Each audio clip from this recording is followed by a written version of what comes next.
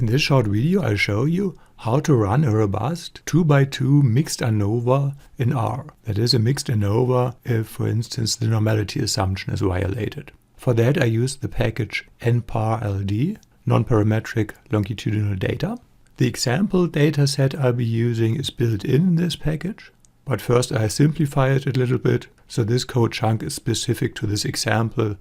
You need simply a data frame in the long format with one between and one within factor. So here we have the dependent variable, the time. In this case it's actually not time, strictly speaking, but the comparison of a healthy and the operated part, but it's still within. Then the group, the between factor, and the subject ID. And you see this is the long format because we have for each subject 2 lines, because we have 2 levels for the within factor. Then let's look at the descriptives. Here we see the group means for all 4 cells of the split plot design.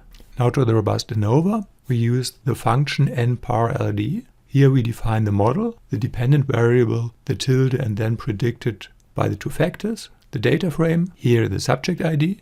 I get a description and I want a plot of the confidence intervals for the effect sizes. By default I would get a scientific notation for the p-values. I prefer normal numbers, so therefore I suppress the scientific notation with the e-1 or e-5 or things like that. Here are the results. First, the effect sizes, which we also get here as a graph, but I would start with the statistical tests. We get 2 types of tests. We get a wall type statistic and an ANOVA type statistic. In general, the ANOVA type statistic is in most cases the better choice because it does not need as large a sample as the wall type statistic, and it can deal with slightly problematic covariance matrices. So I would normally use as a default the ANOVA type statistic. However, for the between effect, here for the effect for the variable group, the normal ANOVA type statistic has some problems. For that, it's recommended to use the modified ANOVA type statistic. So these are the 3 statistics and p-values I would use and report for 2x2 design. For the between effect, here the effect of group with a modified ANOVA type statistic.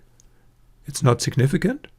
For the within effect, that is the effect of time, here the effect of time 1, which is significant.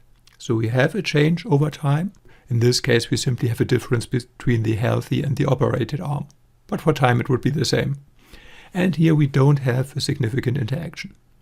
Now that we know that, we would like to look at effect sizes, especially for the significant part of the test. Here we have relative treatment effects. Those are the relative treatment effects for the between effect, for the within effect, and for the interaction. The average rank, because this procedure is rank-based, that's why it's robust, the number of observations, and the relative treatment effect.